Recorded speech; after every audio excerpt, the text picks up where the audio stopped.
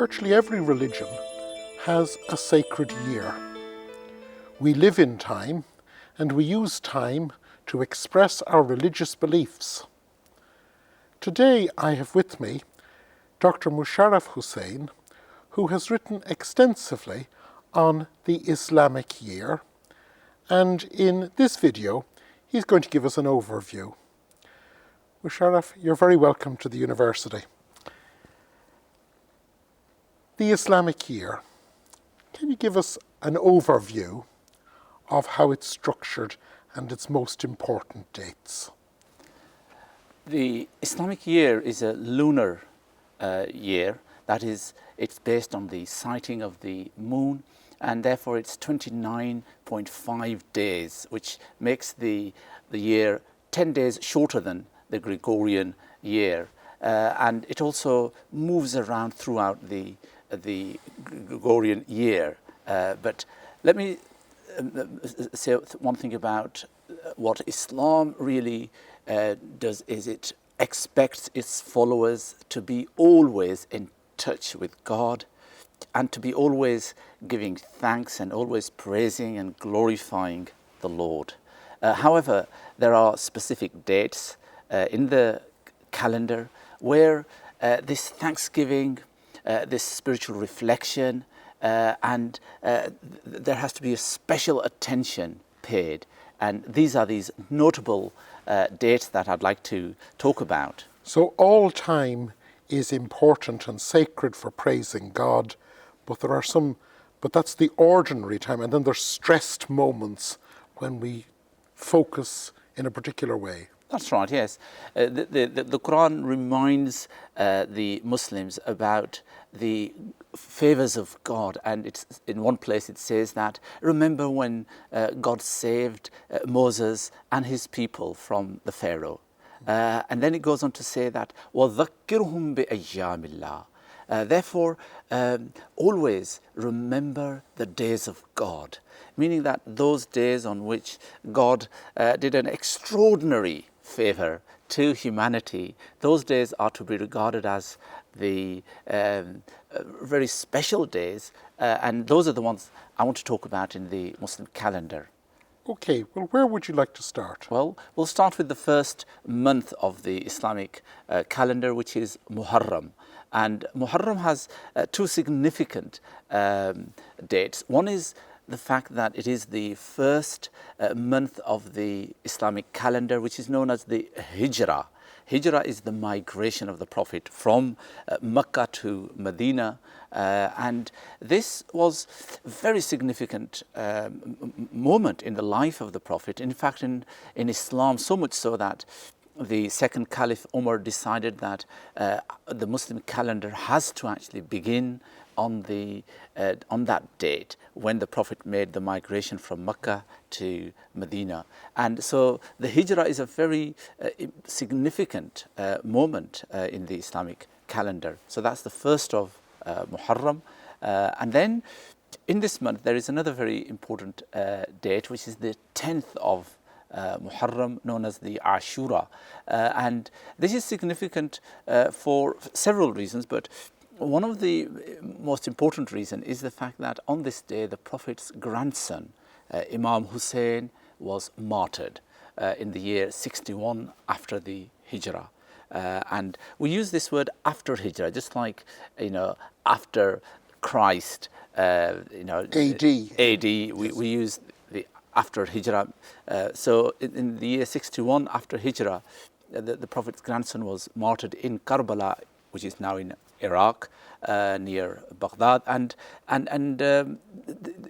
that's the second very important, significant date in Muharram.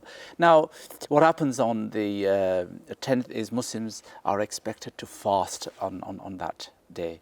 The next very important month is Rabiul Awwal, which is the third month, and this is when the Muslims celebrate the birth of the Prophet. On the 12th of this month, the Prophet was born, and therefore obviously this is very close to what Christmas is, the birth of Christ. So the birth of the Prophet is very significant. It's known as the Miladun Nabi, and in some parts of the Muslim world, this is the third very important Eid, or the great festival, and there is a national, formal, official holiday in most of the Muslim countries on this date. Again, the idea is to thank God for sending His blessed messenger, the mercy of the universe, a great guide and a teacher to humanity, really.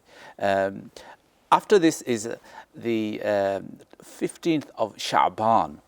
Now, Sha'ban is the month just before Ramadan, and this has a very significant night known as the Laylatul Barat, or the night of repentance. And again, the Prophet's own practice was that he would spend this night in a night vigil, prayer throughout the night, and he would also begin by actually visiting the cemetery just outside Medina. He would visit the cemetery, and then the night would be spent in the worship of the Lord. And in following that practice of the Prophet, the Muslims also stay awake in a state of night vigil.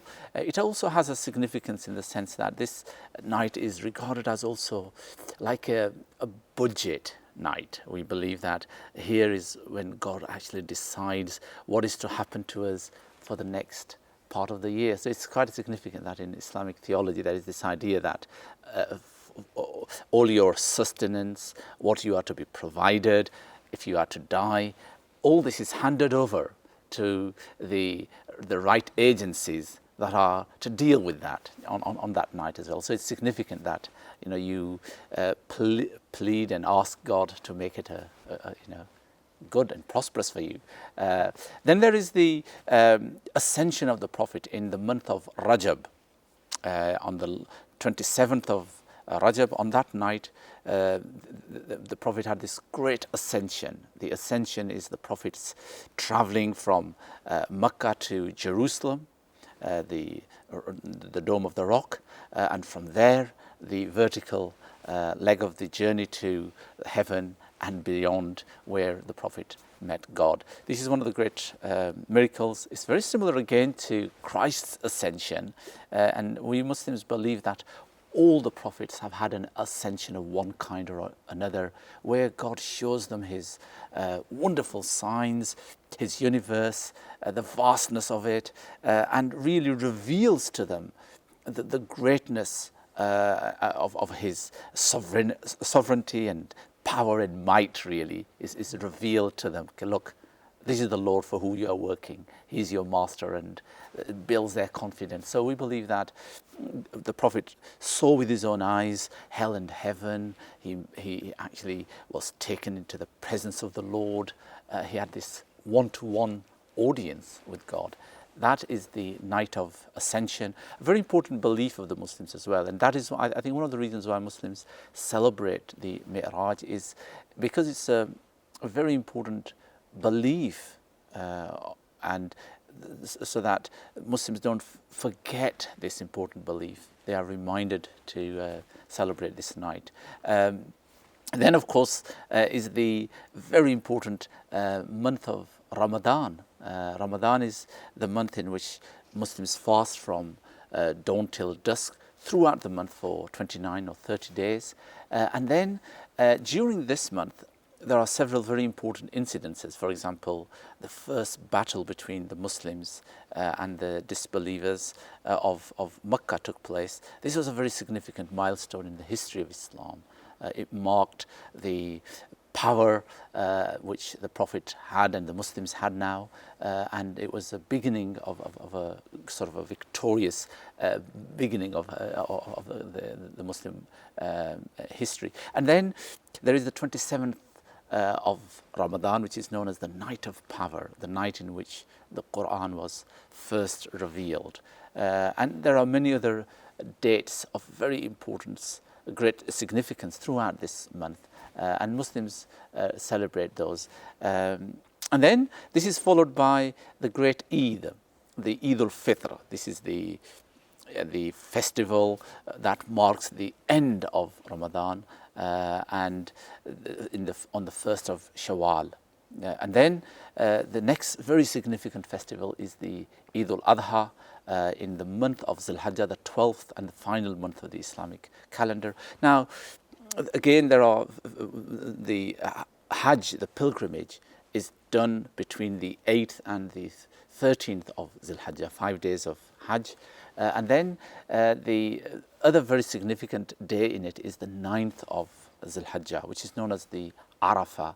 This is when all the pilgrims actually gather in the plain of Arafat, almost enacting the Day of Judgment. So here you have 3 million plus human beings, all dressed in the white garment, standing before the Lord, sort of almost, reminiscing this idea that, one day we'll assemble before the Lord. So this is the Yom Arafah. The Muslims outside the Makkah, here in Britain, we will be celebrating that by fasting on that day. And this is then followed by the 10th of Zulhijjah, which is the day of the great Eid, the sacrifice of Abraham, when he had this great dream that he was sacrificing his most beloved son. And so that we Muslims celebrate that by sacrificing an animal on the 10th. And that is also the day of Eid al-Adha. So these are some of the very notable dates in the Islamic year. So the year functions as a way of remembering and bringing the past into the present. That's right, and it's I think it's an occasion for bigger gatherings, really, to give that sense of unity and sense of belonging and identity, but also, as you said, I think identifying with the historical figures like Abraham, Moses, Jesus, the Prophet himself, and other great figures. Because time and celebrating time together forms an identity and forms a link between people. Yes. You have written on this, and you've written this book, which is an introduction to the Islamic year and its notable dates. And you tell me that not only can you buy this book, but you can actually download it from the Karimia website. That's right, yes. Musharraf, thank you so much for coming and talking to us today. It's a pleasure.